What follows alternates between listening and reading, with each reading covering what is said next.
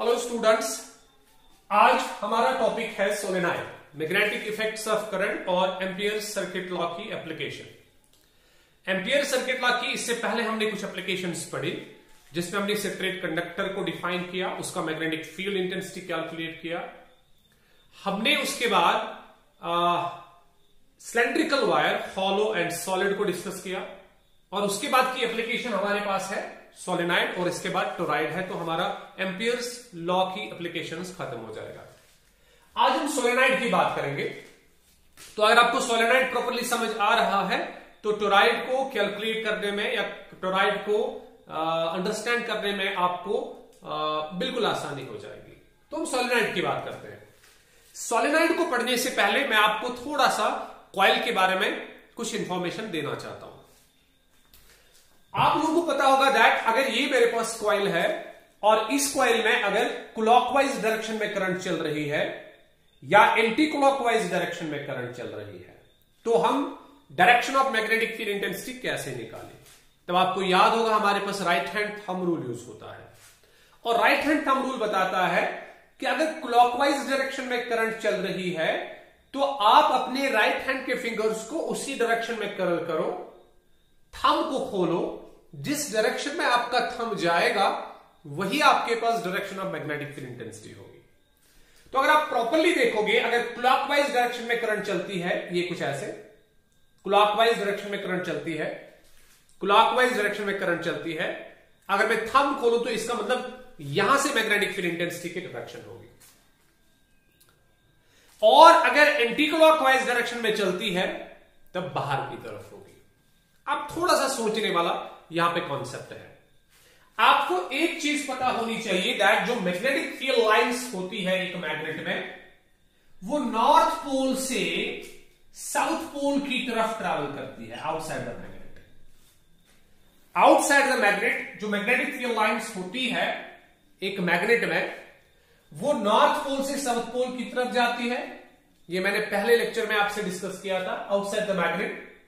और inside the magnet ये south pole to north pole जाती है। मतलब ये कुछ ऐसे क्लोज्ड लूप्स बनाती है, ऐसे फिर ये वापस आएगी इधर से, ऐसे फिर ये वापस आएगी, नॉर्थ टू साउथ ऐसे, फिर ये वापस आएगी यहां से, कुछ ऐसे।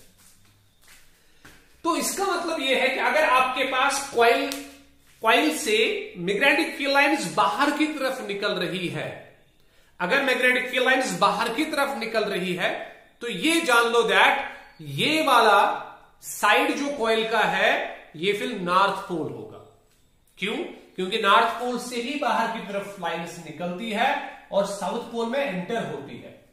तो अगर आपने करंट को ऐसे दौड़ाया है कि आपको लगता है कि मैग्नेटिक फील्ड लाइंस की डायरेक्शन आउटवर्ड्स है, बाहर की तरफ है, तब आप ये मान के चलोगे दैट कि जिस साइड पे आप इस कॉइल को देख रहे हो और उस साइड से अगर मैग्नेटिक फील्ड लाइंस बाहर की तरफ आ रही है तो वो साइड कॉइल का कौन सा पोल रहेगा? वो सर इसका नॉर्थ पोल रहेगा। लेकिन अगर मैग्नेटिक फील्ड लाइंस उस साइड पे एंटर कर रही है जिस साइड को आप देख रहे हो, तब वो वाला साइड जो है इस कॉइल का साउथ पोल बन जाएगा। Like I will put an example here. Suppose ये कॉइल में यहां से मुझे दिखता है कि यहां से एंटी क्लॉकवाइज डायरेक्शन में करंट चल रही है, मुझे लगता है कि यहां पे एंटी क्लॉकवाइज डायरेक्शन में करंट चल रही है। तो अगर मैं एंटी क्लॉकवाइज डायरेक्शन में करंट चलाऊं, आप देखो ये मेरे finger tips anti clockwise direction में कर्ल हो रहा है, ये देखो ये मैग्नेटिक फील्ड लाइन कॉइल से बाहर की तरफ जा रही है। अगर करंट एंटी क्लॉकवाइज डायरेक्शन में चल रही है, मैं अपने फिंगर टिप्स को कर्ल कर रहा हूं in the direction of the current, circulating current, तब मेरा थंब जो है ये बाहर की तरफ जा रहा है। तो मेरा thumb away from the coil जा रहा है, इसका मतलब मैग्नेटिक फील्ड लाइंस बाहर की तरफ आ रही है। तो हमें समझ लेना चाहिए दैट ये वाला पोल जो है, ये वाला पोल नॉर्थ पोल का काम करेगा। तो एंटी क्लॉकवाइज डायरेक्शन में जब कॉइल में करंट चलेगी तो नॉर्थ पोल बनेगा, वो वाला साइड नॉर्थ पोल का काम करेगा जिस साइड पे आपको करंट लग रही है कि ये एंटी क्लॉकवाइज डायरेक्शन में चलती है। लेकिन अगर आप इसी में क्लॉकवाइज डायरेक्शन में करंट को दौड़ाओगे, आप देखो क्लॉकवाइज, ये क्लॉकवाइज है, ये क्लॉकवाइज है, तो करंट अंदर की तरफ जा रही है, ठीक है ना। तो कॉइल में जिस साइड पे आपको लगे कि वहां पे एंटी क्लॉकवाइज डायरेक्शन में करंट चल रही है, तो आप समझ लो दैट वो वाला फेस जो कॉइल का है वो एक नॉर्थ पोल का काम करेगा और दूसरा वाला फेस साउथ पोल का काम करेगा। आई होप दैट आपको ये समझ आया होगा। जैसे अब सवाल है सर, क्या हमें दो साइड्स की पोलैरिटी अलग अलग दिखेगी? ये इंपॉर्टेंट सा कॉन्सेप्ट है। देखो, जो करंट आपको यहां से क्लॉकवाइज दिखेगी वो आपको इस साइड से एंटी क्लॉकवाइज दिखेगी। ये आप घर में जो है एक पेपर आप ले लो, आप एक पेपर ले लो, ठीक है, पेपर पे एक सर्कल बनाओ, सेम चीज वहां पे होगी। या आपके पास, हां, आप एक पेपर ले लो, उस पे एक सर्कल बनाओ कुछ ऐसे। पेपर के ऊपर वाले साइड से आपको लगेगा कि ये क्लॉकवाइज है, लेकिन नीचे वाले साइड से आपको लगेगा कि ये एंटी क्लॉकवाइज है, ठीक है ना। जैसे आप देखोगे, अगर ये ट्रेस होगा, अगर ये पेन से आप ट्रेस भी करोगे, मतलब नीचे वाले साइड से ट्रेस दिखेगा, तब आपको ऑब्वियसली लगेगा कि ऊपर वाला साइड में क्लॉकवाइज डायरेक्शन में करंट चल रही है और नीचे वाले साइड में एंटी क्लॉकवाइज। ये तो सिंपल सा कॉन्सेप्ट है, आप इसको खुद भी देख सकते हो। किसी बॉडी में ऊपर वाले में क्लॉकवाइज चलती, तो अगर आप इधर देखोगे इसको एंटी क्लॉकवाइज दिखेगा आपको, ठीक है ना, यही एरो एंटी क्लॉकवाइज दिखेगा। तो कॉइल का हमेशा जब ये करंट कैरी करेगा, इसका एक साइड क्लॉकवाइज डायरेक्शन समझाएगा और दूसरा वाला एंटी क्लॉकवाइज डायरेक्शन समझाएगा। मतलब एक साइड से आपको ये क्लॉकवाइज दिखेगी और दूसरे साइड से एंटी क्लॉकवाइज दिखेगी। जिस साइड से आपको ये एंटी क्लॉकवाइज दिखेगी उसको नॉर्थ पोल कहा जाएगा, और जिस साइड से आपको ये क्लॉकवाइज दिखेगी उसको साउथ पोल कहा जाएगा। और इसको याद रखने का सिंपल सा तरीका है, इसको याद रखने का सिंपल सा तरीका है कॉइल के लिए, कि हम कॉइल की पोलैरिटी, नॉर्थ और साउथ पोलैरिटी को ऐसे याद रखते हैं कि हम नॉर्थ को ऐसे लिखते हैं, we write north this way. आपने बहुत सारी जगहों में ऐसे एन लिखा हुआ देखा होगा, ये एन, और साउथ हम ऐसे लिखते हैं, ये साउथ है। अब सवाल है कि ये क्या है? आप देखो बेटा, अगर आप इस एरो को इस एरो के साथ मिलाने की कोशिश करोगे तो आप हमेशा एंटी क्लॉकवाइज डायरेक्शन में चलोगे। देखो, चाहे आप इस एरो को इसके साथ मिलाओ, ये देखो एंटी क्लॉकवाइज, या आप इसको इसके साथ मिलाओ, आप फिर से एंटी क्लॉकवाइज डायरेक्शन में मूव कर रहे हो। तो नॉर्थ पोल हमेशा तब बनेगा जब करंट एंटी क्लॉकवाइज डायरेक्शन में बनेगा, चलेगा। If current flows in anti clockwise direction, तब आपके पास जो पोल कॉइल का होगा वो नॉर्थ पोल होगा, और जो दूसरा वाला पोल होगा वो साउथ पोल होगा। देखो, ये क्लॉकवाइज होगा, इस एरो को इस एरो के साथ मिलाओ, ये क्लॉकवाइज, इसको इसके साथ मिलाओ तो क्लॉकवाइज हमेशा चलेगा। इसलिए पोलैरिटीज को याद रखने का सिंपल तरीका यह है कि नॉर्थ तब बनेगा जब आप एंटी क्लॉकवाइज डायरेक्शन में करंट को दौड़ाओगे, और साउथ तब बनेगा जब आप क्लॉकवाइज डायरेक्शन में करंट को दौड़ाओगे, ठीक है ना। तो नॉर्थ साउथ बन गए। अब सवाल यह है कि सर नॉर्थ साउथ तो बन गए कॉइल्स के, अब सर मैग्नेटिक फील्ड लाइंस कैसे होंगी? देखो, मैग्नेटिक फील्ड लाइंस कैसे होंगी, ये बहुत इंपॉर्टेंट सी बात है। ये नॉर्थ है और इस साइड में साउथ है। हमें पता है कि जो लाइन्स है वो कहां से कहां जाती है सर, नॉर्थ टू साउथ। इसका मतलब इस सर्कुलर कॉइल में जो मैग्नेटिक फील्ड लाइंस का अरेंजमेंट होगा वो कुछ ऐसे होगा, नॉर्थ टू साउथ ऐसे, ये नॉर्थ टू साउथ ऐसे। तो इसमें जो मैग्नेटिक फील्ड लाइंस होगी वो कुछ ऐसे चलेगी। अगर ये नॉर्थ पोल है तो नॉर्थ टू साउथ ऐसे, नॉर्थ टू साउथ ऐसे। तो ये अरेंजमेंट होगा मैग्नेटिक फील्ड लाइंस का, जो मैग्नेटिक फील्ड लाइंस एक किसके साथ, सर्कुलर कॉइल के साथ एसोसिएट होती है। एक सर्कुलर कॉइल के साथ जो मैग्नेटिक फील्ड लाइंस एसोसिएट होगी, उनका अरेंजमेंट कुछ ऐसे होना चाहिए, फिर नॉर्थ टू साउथ। अब देखो, यहां से सोलेनॉइड की कहानी स्टार्ट होती है। हम अगर एक कॉइल के बजाय हम दो कॉइल्स का यूज करेंगे, अगर हम दो कॉइल्स को यूज करेंगे, मैं कंसिडर यहां पर करूंगा, आप देखो बेटा, हाँ कुछ ऐसे। देखो, मैंने दो कॉइल्स को कंसिडर किया, ये पहले एक कॉइल को मैंने कंसिडर किया था, अब मैं दो कॉइल्स को कंसिडर करूंगा। ये एक कॉइल है, ये एक कॉइल है, इसका मैग्नेटिक फील्ड लाइन ऐसे, ये ऐसे और ये ऐसे, ठीक। अब मैं एक के बजाय दो कॉइल्स को कंसिडर कर रहा हूं। ये एक कॉइल मेरे पास है, ये दूसरी कॉइल मेरे पास है। अब देखो सर, पहली कॉइल का मैग्नेटिक फील्ड लाइन भी ऐसे ही चलेगा, फिर इधर से वापस आएगा। अच्छा, दूसरी कॉइल का मैग्नेटिक फील्ड लाइन भी ऐसे ही चलेगा, फिर वहां से वापस आएगा। तो ये दोनों एक काम करेंगे, ये दोनों मिल जाएंगे, क्योंकि इसकी डायरेक्शन और इसकी डायरेक्शन सेम है, तो ये दोनों मिल रहे हैं आपस में। इन दोनों लाइन्स ने एक ही लाइन बनाई, क्योंकि इन दोनों की डायरेक्शन सेम थी, एडअप हो गए।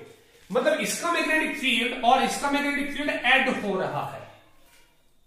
इसका मैग्नेटिक फील्ड और इसका मैग्नेटिक फील्ड क्या हुआ? ऐड हुआ। जब ये ऐड हुआ तो अंदर का मैग्नेटिक फील्ड बढ़ा, अंदर का मैग्नेटिक फील्ड बढ़ा, लेकिन ये लाइन जब वापस आएगी तो ये ऐसे करके वापस आएगी, कुछ ऐसे। पहले ये वापस ऐसे आई थी ताकि जो सेंट्रल लाइन है और ये वाली लाइन है, इनके बीच में डिस्टेंस ऑफ सेपरेशन कम था। लेकिन जब आपने नंबर ऑफ कॉइल्स को बढ़ाया, ये सिंपल एक्सप्लेनेशन है, इससे आपको याद रहेगा कि क्या होता है सोलेनॉइड में। देखो बेटा क्या हुआ, पहले एक कॉइल थी, तो एक कॉइल की जो मैग्नेटिक फील्ड लाइंस है वो मैंने ऐसे ड्रॉ की, ठीक है ना। अब मैंने कहा कि मैंने एक कॉइल के बजाय दो कॉइल्स को यूज किया। जब मैं दो कॉइल्स को यूज करता हूं तब क्या होता है कि इस कॉइल का मैग्नेटिक फील्ड लाइन भी अंदर इधर से ही चलेगा और इसका भी इधर से ही चलेगा, फिर करो हो जाएगा। अब अंदर वाले मैग्नेटिक फील्ड लाइंस जो है वो आपस में क्या हो जाते हैं, वो मिल जाते हैं और ये एक ही लाइन को फॉर्म करते हैं और ये लाइन फिर वापस ऐसे आती है। अब अगर आप देखोगे यहां पे सेंट्रल लाइन और इसके बीच में डिस्टेंस ऑफ सेपरेशन कम थी, लेकिन यहां पे सेंट्रल लाइन और इसके बीच में डिस्टेंस ऑफ सेपरेशन बहुत ज्यादा है, ठीक है ना। अब इसका मतलब क्या है? इसका मतलब यह है कि अगर आप दो कॉइल्स को आपस में मिलाते हो तो सेंटर में या एक्सिस पे, यहां पे एक्सिस पे मैग्नेटिक फील्ड इंटेंसिटी तो ऐड होती है, वो तो बढ़ जाता है, लेकिन बाहर का मैग्नेटिक फील्ड डिक्रीज होता है। अब वो भी सोचने वाली बात है, सर अंदर तो बढ़ गया लेकिन बाहर क्यों कम हो गया? उसकी एक्सप्लेनेशन आगे आएगी आप, लेकिन थोड़ा सा पहले कॉन्सेंट्रेट करो इस पे। मैं बोलूंगा कि बाहर क्यों ही कम हो गया, लेकिन अंदर तो बिल्कुल दिखता है। सर ये एक कॉइल है, इसका मैग्नेटिक फील्ड ऐसे है, हमने और एक कॉइल आगे लगाई, उसका भी मैग्नेटिक फील्ड ऐसे, तो ये दोनों फील्ड से अडॉप्ट हो गए और अंदर का मैग्नेटिक फील्ड बढ़ गया। और अगर आप दो के बजाय तीन कॉइल्स मिलाने वाले हो, एक फिर और एक कॉइल, तो फिर और एक कॉइल, आप देखो क्या होगा, इसका मैग्नेटिक फील्ड, इसका मैग्नेटिक फील्ड, इसका मैग्नेटिक फील्ड सारे एडअप हो जाएंगे, क्योंकि अंदर जो मैग्नेटिक फील्ड लाइन निकल रही है वो स्ट्रेट लाइन में निकल रही है और ये सारे फील्ड लाइंस एडअप हो जाएंगे और अंदर एक्सिस पे एक स्ट्रॉन्ग फील्ड बन रहा है। लेकिन जब ये कर्व होगी तो ये ऐसे कर्व होगी, मतलब इनके बीच में डिस्टेंस ऑफ सेपरेशन और ज्यादा बढ़ जाएगी। तो हुआ क्या, आप देखो हुआ क्या। तो अगर आप एक कॉइल को यूज करते हो तो क्या होता है, देखो बेटा ये इंपॉर्टेंट कॉन्सेप्ट है सोलेनॉइड का, जिससे आपको सोलेनॉइड का जो मेन आइडिया है वो समझ आएगा। अगर आप एक कॉइल को लेते हैं, या अगर आपके पास एक कॉइल है, अगर आपके पास एक कॉइल है, तब आपके पास जो मैग्नेटिक फील्ड इंटेंसिटी है, मैग्नेटिक फील्ड इंटेंसिटी है वो कुछ ऐसे आपके पास है, ठीक। मतलब मैग्नेटिक फील्ड जो ये प्रोड्यूस करता है उसका थोड़ा सा पार्ट इधर है, थोड़ा सा पार्ट इधर है, थोड़ा सा पार्ट इधर है, थोड़ा इधर है, थोड़ा इधर है, थोड़ा इधर है, ठीक है ना। लेकिन अगर आप नंबर ऑफ कॉइल्स को बढ़ाते हो, ये मैंने एक कॉइल लाई, फिर उसके बाद दूसरी कॉइल लाई, उसके बाद तीसरी कॉइल लाई, उसके बाद चौथी कॉइल लाई, उसके बाद और एक कॉइल लाई, कुछ ऐसे, तो हुआ क्या, अंदर का मैग्नेटिक फील्ड बहुत ज्यादा इंक्रीज हुआ, अंदर का मैग्नेटिक फील्ड बहुत ज्यादा इंक्रीज हुआ, लेकिन बाहर का मैग्नेटिक फील्ड इतना कम हुआ कि हम मान के चलेंगे दैट बाहर का मैग्नेटिक फील्ड जीरो है। अब वो मुझे सिखाना है कि बाहर का मैग्नेटिक फील्ड क्यों डिक्रीज हुआ, लेकिन मैग्नेटिक फील्ड लाइंस के अरेंजमेंट से ये चीज बिल्कुल क्लियर है दैट कि जब आप नंबर ऑफ कॉइल्स को बढ़ाते हो तो नंबर ऑफ कॉइल्स बढ़ने की वजह से क्या होता है कि अंदर जो है मैग्नेटिक फील्ड तो एडअप होते हैं, इसका मैग्नेटिक फील्ड इसके साथ, इसका इसके साथ, इसका इसके साथ, इसका इसके साथ, तो ये एक स्ट्रॉन्ग मैग्नेटिक फील्ड अंदर बनाते हैं। जितने नंबर ऑफ कॉइल्स को आप ऐड करोगे उतना अंदर का मैग्नेटिक फील्ड स्ट्रॉन्ग बनता जाएगा, लेकिन बाहर का मैग्नेटिक फील्ड उतना वीक होता जाएगा, क्योंकि डिस्टेंस ऑफ सेपरेशन इनके बीच में बढ़ती है। पहले इनके बीच में सेपरेशन कम होती है, उसके बाद जो ही आप कॉइल्स को बढ़ाते हो तो इनके बीच में गैप भी बढ़ना स्टार्ट हो जाता है। तो हम ये मान के चले दैट अगर आपके पास इन्फिनाइट नंबर ऑफ, ये है क्या बोलते हैं इसको, कॉइल्स है, अगर आपके पास इन्फिनाइट नंबर ऑफ कॉइल्स है, तब आपके पास एक्सिस पे तो बहुत स्ट्रॉन्ग मैग्नेटिक फील्ड होगा, लेकिन आउटसाइड आपके पास इतना कमजोर फील्ड बनेगा दैट आप उसको ट्रीट कर सकते हो कि इसका फील्ड किसके बराबर है, जीरो के बराबर। ये इंपॉर्टेंट कॉन्सेप्ट है। और सोलेनॉइड यही चीज है, आगे मैं सिखाऊंगा कि बाहर का मैग्नेटिक फील्ड क्यों डिक्रीज होता है, लेकिन एक चीज हमें समझ आया, दैट अगर आप ऐसा अरेंजमेंट बनाओगे जिसमें बहुत सारी कॉइल्स को एक साथ जोड़ा गया है, तब आप बेसिकली क्या करते हो, आप एक कंट्रोल्ड मैग्नेटिक फील्ड बनाते हो, एक ऐसा मैग्नेटिक फील्ड बनाते हो जिसको आप रिस्ट्रिक्ट यहां पे करते हो कि आप अलोंग द एक्सिस रहो, इधर जाया मत हो। जैसे यहां पे मैग्नेटिक फील्ड यहां पे भी प्रेजेंट था, यहां पे प्रेजेंट था सिंगल कॉइल में, लेकिन जब आपने नंबर ऑफ कॉइल्स को बढ़ाया तो ये सारा मैग्नेटिक फील्ड जैसे कंसंट्रेट हुआ कहां पे, एक्सिस पे। जैसे हमने सारे मैग्नेटिक फील्ड को उठा के एक्सिस पे रख दिया हो और बाहर इसको बोला नहीं आपको कुछ नहीं मिलेगा, है ना। तो यही काम तो सोलेनॉइड का है कि सोलेनॉइड करता क्या है, सोलेनॉइड प्रोड्यूस करता है एक कंट्रोल्ड स्ट्रॉन्ग मैग्नेटिक फील्ड। ये एक बहुत स्ट्रॉन्ग मैग्नेटिक फील्ड बनाने के लिए यूज होता है जिसको हम कंट्रोल कर सके। कंट्रोल स्ट्रॉन्ग मैग्नेटिक फील्ड बनाने के लिए आप एक सोलेनॉइड का यूज करते हो। और कॉन्सेप्ट क्या लगाते हो, आप कॉन्सेप्ट ये लगाते हो दैट अगर हम लार्ज नंबर ऑफ कॉइल्स को आपस में मिलाएंगे, तो ये लार्ज नंबर ऑफ कॉइल्स क्या करेगी, ये large number of coils strong magnetic field बनाएगी, लेकिन नियर द एक्सिस और बाहर मैग्नेटिक फील्ड को जाने नहीं देगी। लेकिन याद रहे ये स्टोरी तब वैलिड है, तब ये यूजफुल ये स्टोरी है जब आपके पास जो सोलेनॉइड है वो इन्फिनाइट सोलेनॉइड होगा। इन्फिनाइट सोलेनॉइड सर मतलब हमारे पास क्या दो सोलेनॉइड्स होते हैं, हाँ, एक सोलेनॉइड हमारे पास फाइनाइट होता है, दूसरा इन्फिनाइट होता है। और क्लास 12th के सिलेबस में हमारे पास इन्फिनाइट सोलेनॉइड है जिसको हम आइडियल सोलेनॉइड भी बोलते हैं। अब सर ये कौन सा सोलेनॉइड है, आइडियल सोलेनॉइड? यही आइडियल सोलेनॉइड वो सोलेनॉइड होता है जिसमें नंबर ऑफ टर्न्स बहुत ज्यादा हो, ये नंबर ऑफ टर्न्स, इसको हम आगे यूज करेंगे number of turns per leg. लेकिन अगर आपके पास एक ऐसा सोलेनॉइड है कि जिसमें टर्न्स आपने दी है very close to each other, बहुत नजदीक आपने टर्न्स को रखा है, मतलब आपने एक वायर लाई फिर इसको वाउंड किया सच दैट आपने कॉइल्स के बीच में बहुत कम सेपरेशन रखी है, ठीक है ना, तब वो बोलेंगे this and is very very large, ये एंड बहुत ज्यादा है। और अगर इस सोलेनॉइड की लेंथ बहुत ज्यादा होगी as compared to the radius of the what's called as solenoid, इन कॉइल्स की रेडियस के मुकाबले में, अगर लेंथ बहुत ज्यादा होती है, अगर बहुत ज्यादा लेंथ आप यूज करते हो, तब आप इस सोलेनॉइड को एक इन्फिनाइट सोलेनॉइड और आइडियल सोलेनॉइड का नाम देते हो। थोड़ा सा कंसंट्रेशन फिर से, मैं क्या बोल रहा हूं, मैंने कहा अगर आपके पास एक ऐसा सोलेनॉइड है जिसमें इस एन की वैल्यू बहुत ज्यादा है, मतलब एन की वैल्यू बहुत ज्यादा होने का क्या मतलब है, that coils are very close to each other, ये कॉइल्स बहुत ज्यादा क्लोज है, और इस सोलेनॉइड की लेंथ बहुत ज्यादा है, बहुत बड़ी लेंथ है इसकी, which is very very large as compared to radius of the solenoid, तब इस सोलेनॉइड को हम इन्फिनाइट सोलेनॉइड या आइडियल सोलेनॉइड का नाम देते हैं। और हमें इसी इन्फिनाइट सोलेनॉइड या आइडियल सोलेनॉइड का मैग्नेटिक फील्ड इंटेंसिटी निकालना है by using Ampere's circuit law. I hope that आपको सोलेनॉइड का बेसिक कॉन्सेप्ट समझ आया होगा कि सोलेनॉइड होता क्या है, सोलेनॉइड का असल में काम क्या है। अब हम देखिए सोलेनॉइड कैसे बनाएंगे। हाँ, तो हम सोलेनॉइड कैसे बनाएंगे, सोलेनॉइड बनाने का एक सिंपल सा तरीका है। हम क्या करेंगे, हम एक सिलेंड्रिकल बेस लेंगे, इंसुलेटेड बेस हम लेंगे, मतलब एक इंसुलेटर लेंगे हम, ठीक है, और इसके ऊपर हम वायर्स को वाउंड करेंगे। जैसे मैंने ये वायर्स फॉर एग्जांपल वाउंड की है, ये ऐसे वाउंड की है वायर्स, ठीक है, ये यहां से वापस आ रही है, आप इससे अच्छा अरेंजमेंट बना सकते हो। तो हमने वायर्स इस पे वाउंड की। अब बेटा देखो, जो ये वायर आप वाउंड कर रहे हो ये असल में क्या बिहेव करेगी, सर ये तो एक कॉइल बिहेव करेगी। आप देखो ये एक कॉइल है, उसके बाद और एक कॉइल है, उसके बाद और एक कॉइल है, उसके बाद और एक सर्कुलर कॉइल है, तो ये सारी सर्कुलर कॉइल्स आपने असल में जोड़ दी है। वायर आपके पास एक ही है, लेकिन उन वायर्स को आपने बेंड किया into large number of close spaced coils.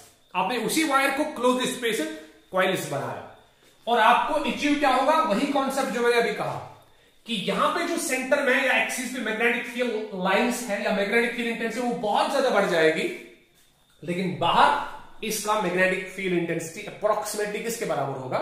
0 के बराबर होगा। कब? जब इन सर्कुलर कॉइल्स की या इन टर्न्स की तादाद जो है वो बहुत ज्यादा होगी और वो एक दूसरे के बहुत नजदीक होगी। हम यहां पे बेसिकली क्या यूज करते हैं? हम एक टर्म यूज करते हैं यहां पे N is number of turns, N number of turns होता है पर यूनिट लेंथ, कि एक यूनिट लेंथ में आपके पास कितने नंबर ऑफ टर्न्स है। अब एक यूनिट लेंथ में कितने नंबर ऑफ टर्न्स का मतलब क्या है? फॉर एग्जांपल मैं 2 सॉलिनॉइड्स यूज करूंगा। यहां पे देखो, ये मेरे पास और एक सॉलिनॉइड है, इसमें टर्न्स ऐसे दी गई, आई सपोज इसमें टर्न्स ऐसे दी गई, सपोज ये, तो आपको समझ आया होगा सर इसमें टर्न्स एक दूसरे से बहुत दूर है और इसमें टर्न्स एक दूसरे के नजदीक है। अब मैं इसकी भी यूनिट लेंथ लेता हूं, आई सपोज ये इसकी यूनिट लेंथ है, ये यहां से लेके यहां तक, ठीक है। इसकी भी मैं यूनिट लेंथ कंसीडर करता हूं। यूनिट लेंथ का मतलब आप समझ सकते हो, 1 मीटर 1 सेंटीमीटर, आप जो भी यूनिट लेना चाहोगे। फॉर एग्जाम्पल मैं यहां से लेके यहां तक 1 सेंटीमीटर इसको कंसीडर कर रहा हूं और इसको भी 1 सेंटीमीटर कंसीडर कर रहा हूं। तब आप अगर देखोगे इसके 1 सेंटीमीटर में एक ही लाइन एग्जिस्ट हो रही है, लेकिन इसके 1 सेंटीमीटर में 3 लाइन्स या 2 लाइन्स एग्जिस्ट हो रही है। तो इसके number of turns 1 unit length में ज्यादा है और इसके number of turns 1 unit length में कम है, जिसको हमने एन नाम दिया। तो एन कब ज्यादा होगा? सर एन तब ज्यादा होगा जब आप क्लोजली बाउंड करोगे। कौन सी? हाँ, वायर को अगर आपने क्लोजली बाउंड किया है तो एन की वैल्यू बहुत ज्यादा बढ़ जाएगी। वायर को दूर दूर बाउंड किया है, मतलब एन की वैल्यू डिक्रीज हो रही है, तो कुछ ऐसे। अगर आपने वायर को दूर दूर बाउंड किया है, मतलब टर्न्स के बीच में सेपरेशन बहुत ज्यादा है, तो एन कम होगा ऑब्वियसली। और अगर हाँ सेपरेशन कम है तो एन की वैल्यू बहुत ज्यादा होगी। इसी का मतलब है number of turns per unit length, कि एक यूनिट लेंथ में आपने कितनी नंबर ऑफ टर्न्स दी है, वो किस पे डिपेंड करेगा कि आपने सोलेनॉइड को कितना क्लोजली बाउंड किया है या कितना लूजली बाउंड किया है, आपने कितने टर्न्स दी है और वो एक दूसरे के कितने नजदीक है, वो एन को डिफाइन करेगा। तो इसमें एन का वैल्यू ज्यादा है और एन का वैल्यू यहां पे कम है। और ऐसे सोलेनॉइड जिसमें एन का वैल्यू बहुत ज्यादा होगा, एल का वैल्यू बहुत ज्यादा होगा एज कंपेयर टू आर, और सारा मैग्नेटिक फील्ड लगभग इसके कहां पे होगा? एक्सिस पे, और आउटसाइड मैग्नेटिक फील्ड 0 के बराबर होगा। ये कंडीशंस डिफाइन करती है दैट हमारे पास जो सोलेनॉइड है ये एक आइडियल सोलेनॉइड है। याद रखें, अगर हम ये असम्पशंस लेके चले दैट हमारे पास जो सोलेनॉइड है इसमें टर्न्स एक दूसरे के बहुत नजदीक है, सच दैट एन की वैल्यू बहुत ज्यादा है और इसकी लेंथ बहुत ज्यादा है एज कंपेयर टू आर, मतलब इसकी लेंथ ज्यादा है as compared to R, radius से ज्यादा, और outside the magnetic field, outside the solenoid इसका मैग्नेटिक फील्ड अप्रोक्सीमेटली 0 है, इतना कम है जिसको हम 0 मान के चले, तब हम ये कहेंगे दैट हमारे पास जो सोलेनॉइड कंसीडर किया गया है बेटा वो हमारे पास एक आइडियल सोलेनॉइड है। और हमारे जो सिलेबस में क्वेश्चन है वो ये है कि आप बताओ इस आइडियल सोलेनॉइड या इनफिनाइट सोलेनॉइड के एक्सिस पे कितना मैग्नेटिक फील्ड इंटेंसिटी होगा। यहां में हमें इसका मैग्नेटिक फील्ड इंटेंसिटी कैलकुलेट करना है। यहां पे कहां पे सर? एक्सिस पे, कि इसकी एक्सिस पे हम पॉइंट ले लेंगे, अंदर एक पॉइंट ले लेंगे, क्योंकि एक्सिस पे ही तो मैग्नेटिक फील्ड है, बाहर तो मैग्नेटिक फील्ड हमने 0 कंसीडर किया है एक आइडियल सोलेनॉइड के लिए, एक इनफिनाइट लॉन्ग सोलेनॉइड के लिए। इसलिए हमें यहां पे कैलकुलेट करना होगा मैग्नेटिक फील्ड इंटेंसिटी कितनी है बाय दिस सोलेनॉइड, मगर यूज करना होगा ampere circuit law. It is an arrangement, a solenoid is an arrangement of किसका? वायर, एक वायर का arrangement wound on a cylindrical base, जिसको हम वाउंड करेंगे, wound on a cylindrical base,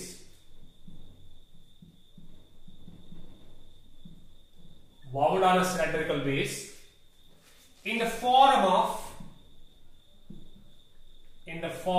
helix। तो हेलिक्स की शक्ल में आपके पास सोलेनॉइड होगा। हाँ, और हम एजम्पशंस कौन से लेते हैं? एजम्पशंस डेरिवेशन के लिए हम कौन से लेते हैं? Assumption number 1, number of turns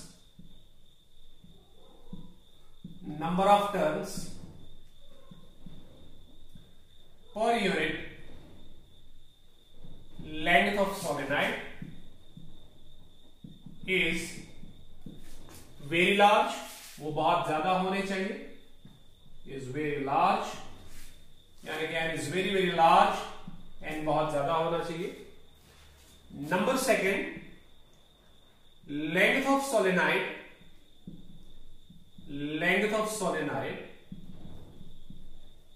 must be very large, वो बहुत ज्यादा होनी चाहिए. किसके कंपैरिजन में? as compared to the radius or diameter, radius of the solenoid, या हम डायमीटर ले सकते हैं, रेडियस ऑफ सोलेनॉइड और डायमीटर ऑफ सोलेनॉइड. तीसरा हमारे पास क्या है कि मैग्नेटिक फील्ड सारा कॉन्सेंट्रेट होना चाहिए नियर द एक्सिस, और outside the solenoid magnetic field 0 के बराबर होना चाहिए. The magnetic field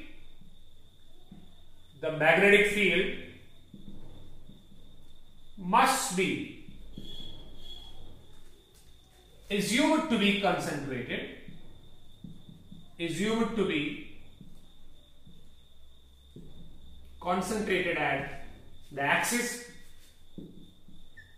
at the axis, and it is assumed to be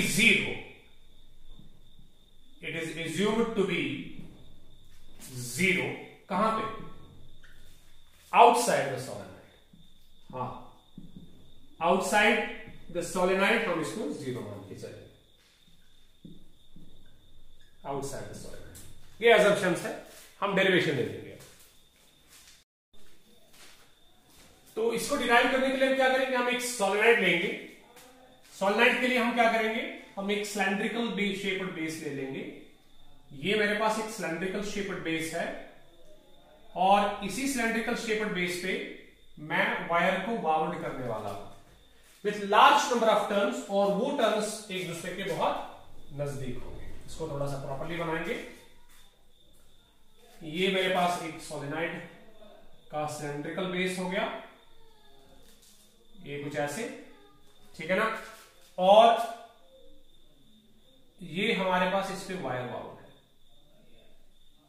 So this is wire bounded on the cylindrical base, और ये एक सोलेनॉइड का काम कर रही है, ठीक है ना.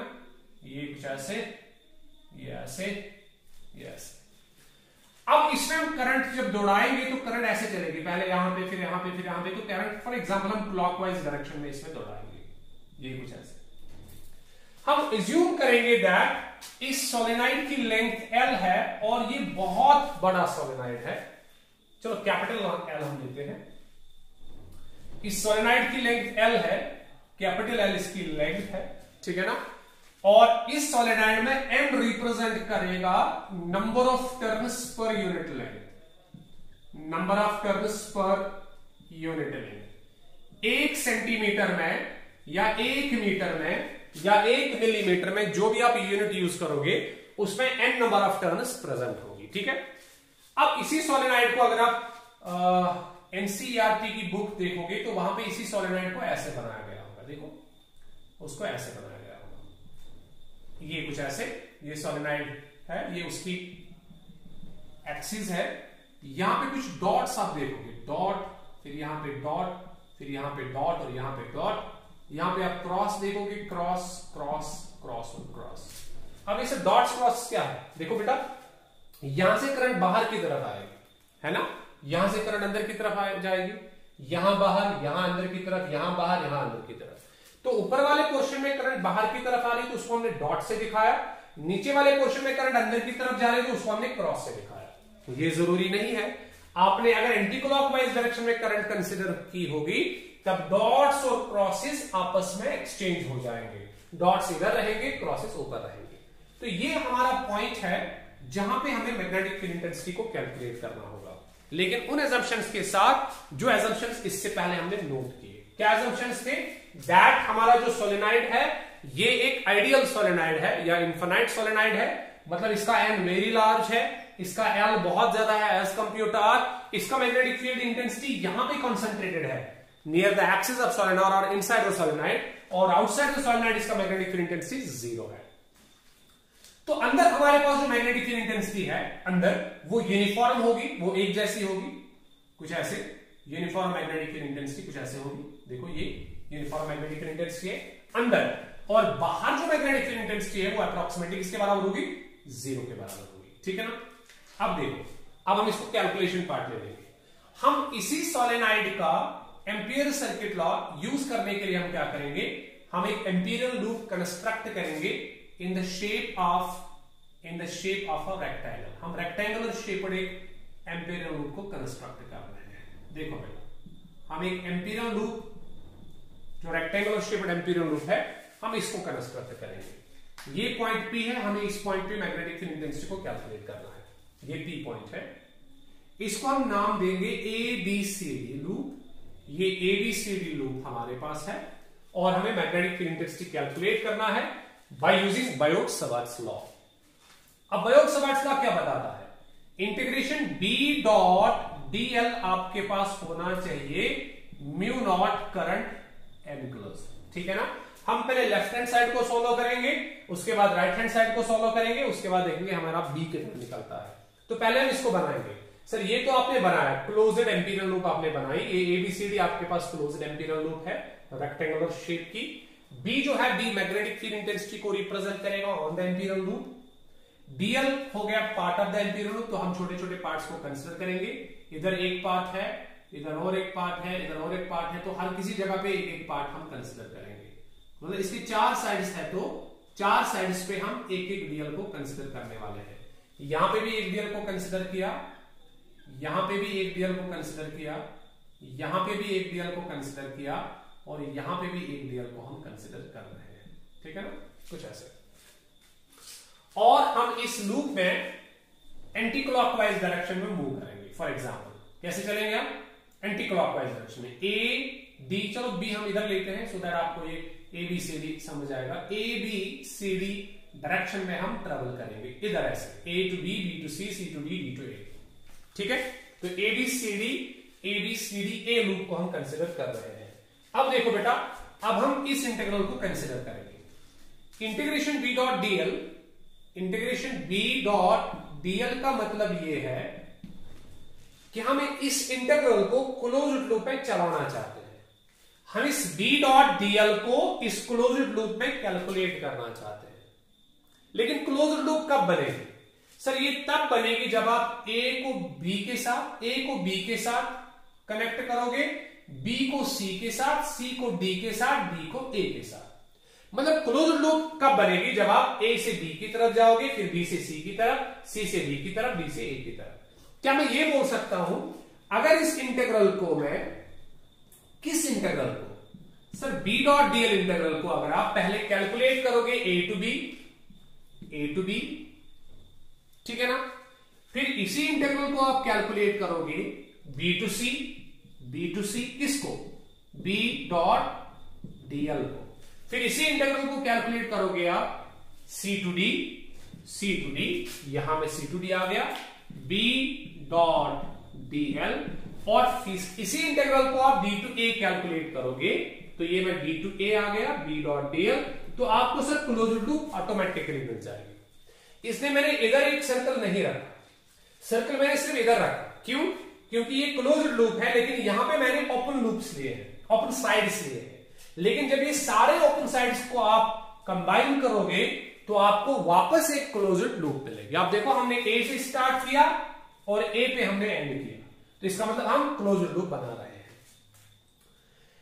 तो इंटीग्रेशन B डॉट DL जो है वो हम इन 4 इंटीग्रल्स में से कैलकुलेट कराने की कोशिश करेंगे। अब देखते हैं इन 4 इंटीग्रल्स का क्या काम होगा। देखो यहां पे क्या होगा, A टू B जब आप जाओगे तो आपको देखना पड़ेगा, अगर आप इसको ब्रेक करोगे तो यहां पे cos थीटा आएगा, कुछ ऐसे। मैं इसको ब्रेक करूंगा, A to B, B DL cos theta 1 में लिखूंगा। यहां पे थीटा 1 क्या होगा? कितने डिग्री एंगल B और DL बनाते हैं? कौन सी लाइन पे? AB पे, इधर AB पे कितने डिग्री एंगल बनाती है, ठीक। प्लस इंटीग्रेशन BDL cos θ2 मैं यहां पे लिखूंगा। θ2 का मतलब क्या है, जब आप B to C चलते हो तो कितने डिग्री एंगल बनाता है, plus integration C to D BDL cos θ3 और फिर लास्ट में क्या आएगा, इंटीग्रेशन इंटीग्रेशन BDL, ये लास्ट वाला होगा, इंटीग्रेशन BDL cos θ4, कहां से लेके कहां तक, D से लेके A तक वापस, ठीक है ना, ये दिखता है, हाँ ठीक है, गुड। अब देखो बेटा, अब हमारा ये केस रहेगा कि हमें θ1 डिटरमाइन करना होगा, θ2 डिटरमाइन करना होगा, θ3 डिटरमाइन करना होगा, θ4 डिटरमाइन करना। जरा θ1 को डिटरमाइन करेंगे, θ1 A B पे है, A और B पे। मैग्नेटिक फील्ड इंटेंसिटी यहां से होगी, सी फॉर एग्जांपल हम इसकी डायरेक्शन यहां से लेते हैं, अलोंग एक्सिस ऐसे मैग्नेटिक फील्ड लाइंस थी, अगर आपको याद होगा जो हमने डिस्कशन किया, तो along axis of the solenoid magnetic field lines ऐसे थी, और मैग्नेटिक फील्ड लाइन हमें क्या देती है, direction of magnetic field intensity, है ना, ये direction of magnetic field intensity होगी। तो direction of magnetic field intensity हम ऐसे कंसीडर कर रहे हैं, ये direction of magnetic field intensity है, देखो ये direction of magnetic field intensity है, तो ये मैग्नेटिक फील्ड और ये डीएल की डायरेक्शन, डीएल की डायरेक्शन उसी डायरेक्शन में होती है जिस डायरेक्शन में आप लूप को ट्रैवर्स करते हो।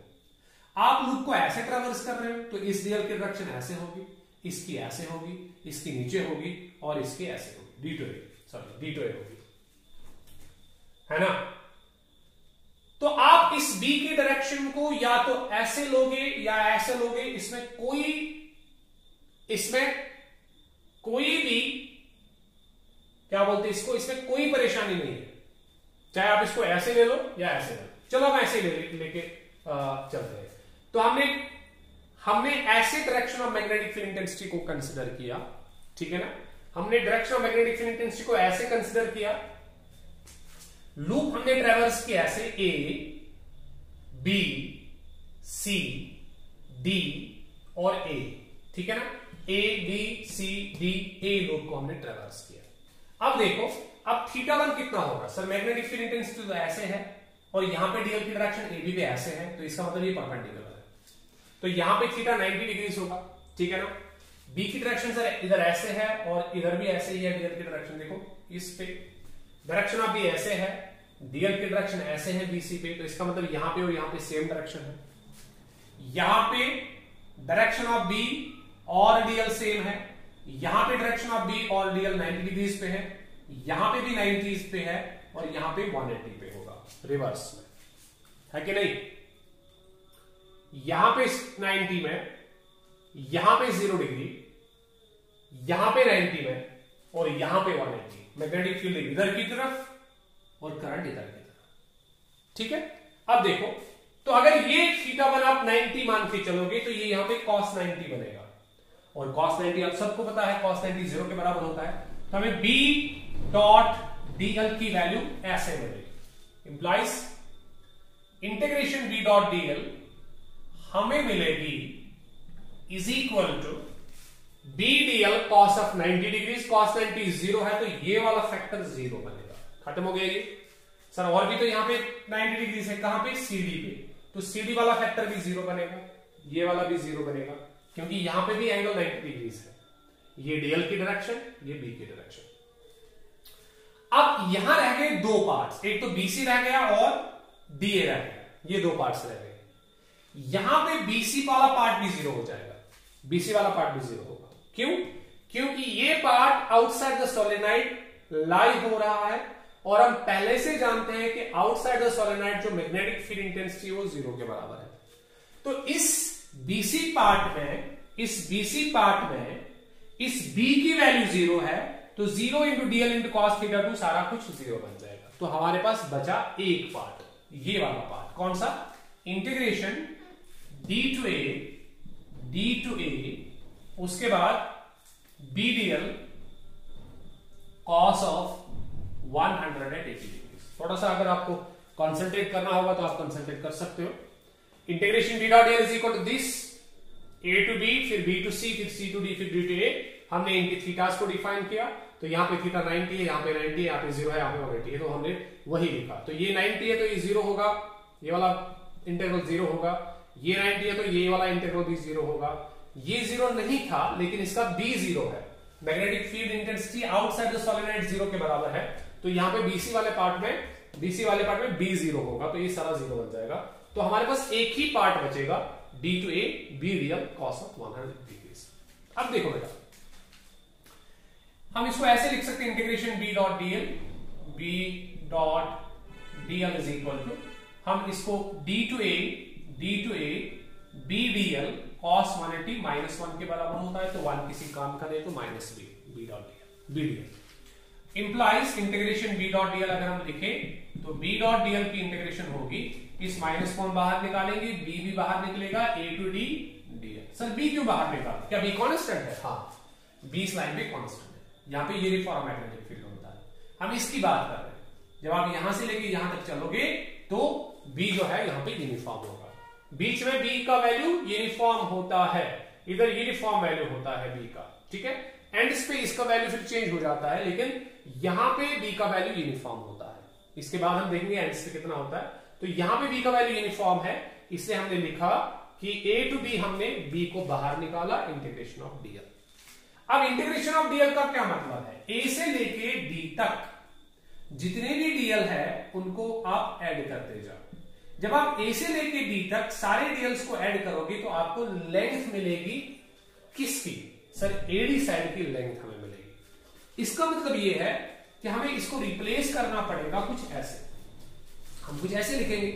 देखो बेटा हम कैसे लिखेंगे, हम लिखेंगे इंटीग्रेशन b डॉट dl, हाँ इंटीग्रेशन b डॉट dl जो है इसको हम लिखेंगे, सर ये होगा -b into L, Y L जो है एल यहां से लेके यहां तक की लेंथ है, ये हमारे पास लेंथ है, ठीक है। इसको हम इक्वेशन नंबर 1 का नाम देंगे।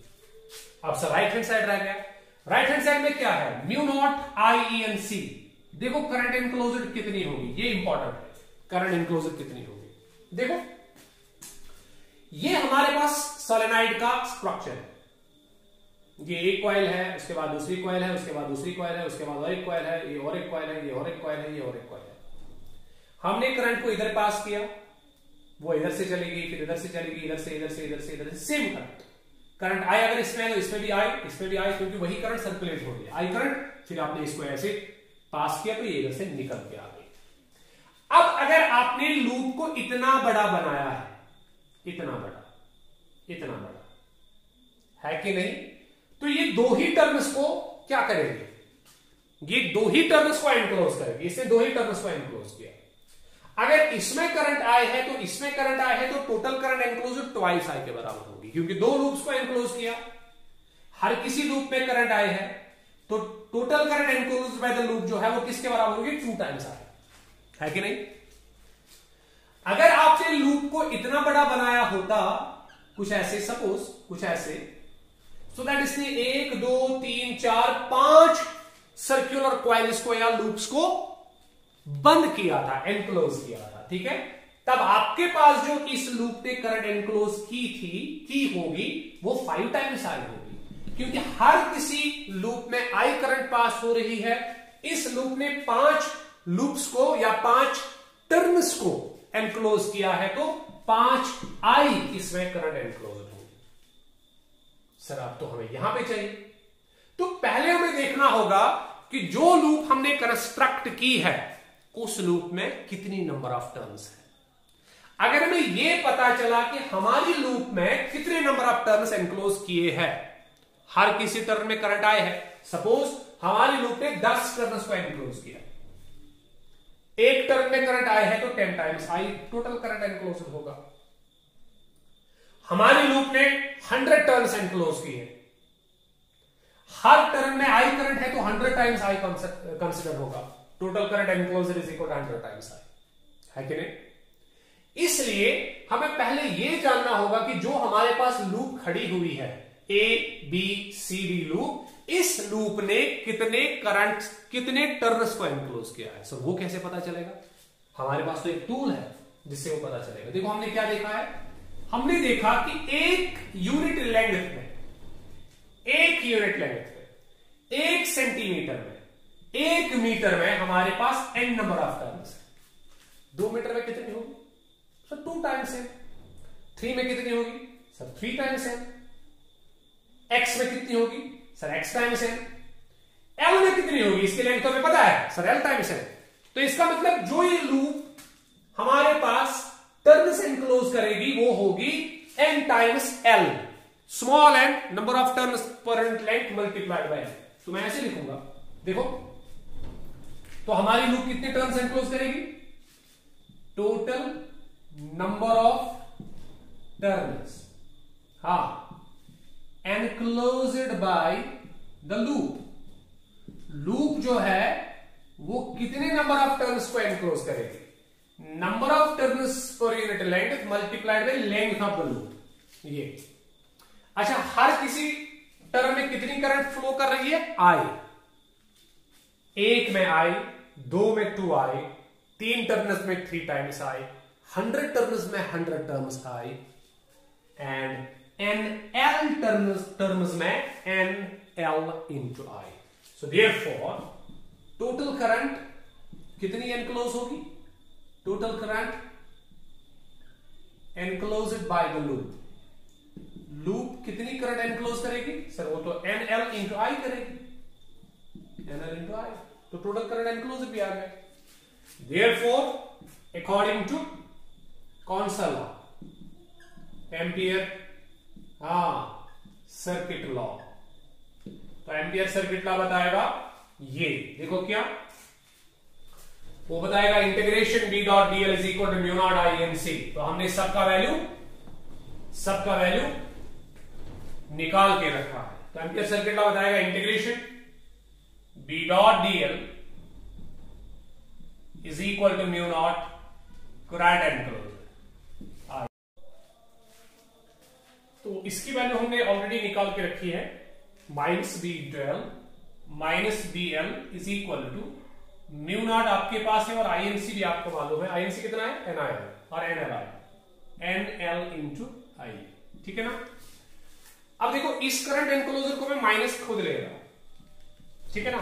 क्यों, हमने, अगर आपने पहला लेक्चर देखा होगा तो बायोट-सैवर्ट्स लॉ में हमने एम्पियर सर्किट लॉ में हमने एक साइन कन्वेंशन यूज किया था कि जब आप लूप को ट्रेवर्स करोगे तब जिस डायरेक्शन में आपका थंब होगा वो करंट्स हमेशा पॉजिटिव ली जाएगी और जो उसके अपोजिट में होगी वो नेगेटिव ली जाएगी, ठीक है ना। मतलब लूप ऐसे ट्रेवर्स हो रही है तो हम ऐसे अपने फिंगर्स को कर्ल करेंगे और थंब अंदर की तरफ जा रहा है, देखो ये ऐसे, ये क्लॉकवाइज हो रही है तो अंदर की तरफ थंब जा रहा है। अंदर की तरफ थंब जाने का मतलब है जो करंट्स अंदर की तरफ है वो पॉजिटिव है और जो बाहर की तरफ है वो नेगेटिव है। तो ये वाली अंदर की तरफ है, ये क्या होगी, ये पॉजिटिव होगी। लेकिन ये जहां पे आपने लूप को कंस्ट्रक्ट किया है हमें तो ये करंट्स लेनी है, ये तो बाहर की तरफ आ रही है कि नहीं, इसको हमने नेगेटिव लिया। ये आपके पास लूप है, आपने अपना थंब जो है वो एक्सटेंड किया अंदर की तरफ, तो अंदर वाली करंट सारी पॉजिटिव होगी और बाहर आने वाली करंट्स नेगेटिव होगी। लेकिन जो आपने लूप कंसिडर किया है वो लूप तो किन करंट्स को कंसिडर कर रही है, बाहर आने वाले करंट्स को, तो इसलिए हमने नेगेटिव साइन दिया। अगर आप इस लूप की डायरेक्शन को चेंज करोगे ना, हमने क्लॉकवाइज लिया, मैंने क्लॉकवाइज लिया, अगर आप इसको एंटी क्लॉकवाइज ले लोगे तो तब आपको ये नेगेटिव साइन नहीं आएगी और आपको ये कॉन्सेप्ट यूज नहीं करना पड़ेगा। अगर किसी को लगता है कि नहीं ऐसा हम नहीं करेंगे तब वो सिंपली एक चीज करे, वो क्लॉकवाइज के बजाय इसकी डायरेक्शन एंटी क्लॉकवाइज ले ले, ठीक है। तब यहां पे B की डायरेक्शन और DL की डायरेक्शन आपको सेम मिलेगी, तो यहां पे थीटा आपको 180 डिग्री नहीं मिलेगा बल्कि आपको 0 डिग्रीज मिलेगा और cos 0 आपको +1 मिलेगा, ठीक है। तो ये माइनस और ये माइनस अब कैंसिल हो गया, तो ये L और ये L कैंसिल हो गया, तो B हमें मिला mu naught N into I। ये हमारे पास मैग्नेटिक फील्ड इंटेंसिटी की रिलेशन है due to an infinite long solenoid. ये इनफाइनाइट लॉन्ग सोलेनॉइड की मैग्नेटिक फील्ड इंटेंसिटी है, लेकिन कहां पे, इनसाइड द सोलेनॉइड। लेकिन अगर आप इसके एंड्स पे जाओगे ना, अगर आप इसके एंड्स पे जाओगे, सोलेनॉइड के एंड्स पे अगर आप जाओगे तो एंड्स पे आपको इतना मैग्नेटिक फील्ड नहीं मिलेगा। एंड्स पे ये मैग्नेटिक फील्ड बेसिकली डिक्रीज होता है अब सवाल है सिर्फ कैसे डिक्रीज होता है और क्यों डिक्रीज होता है। देखो बेटा, जब आप इसकी मैग्नेटिक फील्ड लाइंस बनाते हो, जब आप इस सोलेनोइड की मैग्नेटिक फील्ड लाइंस को ड्रॉ करोगे या करते हो, आप इनको ऐसे ड्रॉ करते हो। सर ये बीच वाली मैग्नेटिक फील्ड लाइंस, ये उसके बाद और एक, उसके बाद और एक, उसके बाद ये मैग्नेटिक फील्ड लाइन कुछ ऐसे होगी। देखो कैसे, यहां पे तो अंदर स्ट्रेट, अंदर तो स्ट्रेट, यहां पे कर्व हो जाती है। ये वाली अंदर तो स्ट्रेट लेकिन बाहर थोड़ी सी कर्व हो जाती है। इसका मतलब एंड्स पे अगर आप देखोगे तो एंड्स पे इन मैग्नेटिक फील्ड लाइंस के बीच में जो डिस्टेंस ऑफ सेपरेशन है ना, वो बढ़ जाती है। देखो ये बढ़ गई इधर, ये इधर बढ़ गई, ये इधर बढ़ गई। तो डिस्टेंस ऑफ सेपरेशन जब लाइंस के बीच में बढ़ जाती है तो मैग्नेटिक फील्ड का वैल्यू डिक्रीज होता है। तो यहां पे मैग्नेटिक फील्ड इंटेंसिटी कम होगी, सोलेनोइड के एंड्स पे कम मैग्नेटिक फील्ड इंटेंसिटी होगी, लेकिन यहां पे inside the solenoid magnetic field intensity ज्यादा होगी। तो ये जो वैल्यू आप देख रहे हो, ये वाला म्यू नॉट एन आई, ये इन रीजन्स में पॉसिबल है, लेकिन इन रीजन्स में ये पॉसिबल नहीं है। अब सवाल है सर इन रीजन्स में क्या पॉसिबल है? फिर देखो इन रीजन्स में कैसे हम निकालेंगे, छोटा सा क्वेश्चन है। तो एंड्स ऑफ सोलेनोइड पे हम कैसे निकालेंगे? हम अज्यूम करेंगे दैट मेरे पास दो सोलेनोइड है एक जैसे, ये एक सोलेनोइड मेरे पास है और बिल्कुल वैसा ही दूसरा सोलेनोइड मेरे पास इधर है, और मैंने इन दोनों सोलेनोइड्स को जोड़ दिया। अगर इसका मैग्नेटिक फील्ड इंटेंसिटी B है तब इसका भी B होगा। क्यों? क्योंकि ये एक जैसे सोलेनोइड है, इसका number of turns per unit length और इसका number of turns per unit length same है, तो म्यू नॉट्स ऑलरेडी सेम है, एम मैंने सेम बनाया, करंट मैंने सेम दी, तो जितना मैग्नेटिक फील्ड इंटेंसिटी ये प्रोड्यूस करेगा उतना ही मैग्नेटिक फील्ड इंटेंसिटी ये भी प्रोड्यूस करेगा। अच्छा मुझे बताओ अगर मैं इनको ज्वाइन ना करूं तब ये इस सोलेनोइड का सेंटर नहीं है, ये इसका एंड है, और जब मैं इसको भी ज्वाइन करूं तो ये इस सोलेनोइड का भी सेंटर नहीं है, ये इसका भी एंड है। लेकिन जब ये ज्वाइन हो जाते हैं तब ये पॉइंट क्या बन जाता है? सर ये तो सेंटर बन जाता है कि नहीं? और सेंटर पे हम लोग जानते हैं मैग्नेटिक फील्ड इंटेंसिटी कितनी होती है। सर सेंटर पे तो मैग्नेटिक फील्ड इंटेंसिटी इतनी होगी, म्यू नॉट, ठीक है, आपने एन कितना रखा है और आपने करंट कितनी दी है, तो दोनों सोलेनोइड्स को मिला के सेंटर पे मैग्नेटिक फील्ड इंटेंसिटी कितनी होगी? Mu naught N I. लेकिन असल में कितने सोलेनोइड थे? सर दो सोलेनोइड थे, इसका मैग्नेटिक फील्ड B तो इसका भी B, इसके मैग्नेटिक फील्ड की डायरेक्शन ऐसे तो इसकी भी डायरेक्शन ऐसे, तो टोटल मैग्नेटिक फील्ड इंटेंसिटी कितना होगा? 2B, है कि नहीं? देखो एक सोलेनोइड का मैग्नेटिक फील्ड B, दूसरे का B, जब हमने मिलाया तो total magnetic field intensity 2B। एक सोलेनोइड ये, इसका magnetic field B, same solenoid दूसरा, इसका मैग्नेटिक फील्ड B, हमने इनको मिलाया कुछ ऐसे, ये हमने इनको मिलाया, इन दोनों का magnetic field B intensity 2B, है कि नहीं? हम यहां पे देखना चाहते हैं, यहां पे सेंटर पे। तो सेंटर पे अगर आप आओगे तो यहां पे कितना मैग्नेटिक फील्ड इंटेंसिटी होता है? Mu naught N I. तो इस सारे सोलेनोइड का मैग्नेटिक फील्ड इंटेंसिटी यहां पे, टोटल मैग्नेटिक फील्ड इंटेंसिटी यहां पे कितना होगा? Mu naught N I. लेकिन वो है कितना? Twice B। तो हम लिखेंगे therefore 2B is equal to mu naught N I. तो B कितना आएगा? B is equal to mu naught N I divided by 2। जरा देखो बेटा, ये B क्या है? Magnetic field intensity. किस सोलेनोइड का? दोनों का कि एक का? सर एक का। कहां पे? सर यहां पे। यहां मतलब सर यहां पे या यहां पे, तो ये तो एंड है, इस सोलेनोइड का तो ये एंड है, या यहां पे, ये तो इस सोलेनोइड का एंड है। तो इस सोलेनोइड के एंड पे जो मैग्नेटिक फील्ड इंटेंसिटी होगी वो कितनी होगी? Mu naught N I by 2, half. थोड़ा सा ट्रिक बेस्ड क्वेश्चन है, आप इसको समझ सकते हो। आपको ये समझना होगा कि हमने कैसे magnetic field intensity of the solenoid निकाला, कहां पे? एट इट्स वन एंड, एक एंड पे। हमने पहले दो अलग अलग सोलेनोइड्स लिए, उसके बाद इनका एक सोलेनोइड बनाया, तो उस एक सोलेनोइड का मैग्नेटिक फील्ड इंटेंसिटी कितना होगा? 2B, क्योंकि इसका भी है इसका भी है, हमने मिलाया तो 2B, ठीक है। अब हम इसके एंड पे जानना चाहते हैं या इसके एंड पे जानना चाहते हैं, लेकिन वो एंड बड़े सोलेनोइड के सेंट्रल पॉइंट का काम करेगा। जो इसका एंड है वो बड़े सोलेनोइड का सेंटर बनेगा, और सेंटर पे कितना?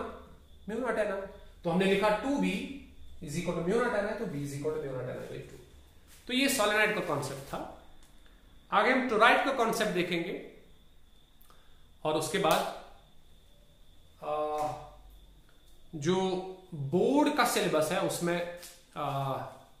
फाइनाइट सोलेनॉइड सिलेबस में नहीं है, लेकिन जो बच्चे नीट के लिए प्रिपरेशन कर, जेईई मेंस के लिए प्रिपरेशन कर रहे हैं, ठीक है ना, जेईई मेंस के लिए प्रिपरेशन कर रहे हैं, तो वो अगर देखना चाहे तो वो अगले वीडियो में वो वाला लेक्चर देख सकते हैं जिसका नाम है magnetic field intensity due to finite solenoid. वहां पे हम length of the solenoid infinite नहीं लेंगे, वहां पे हम length of the solenoid finite लेंगे।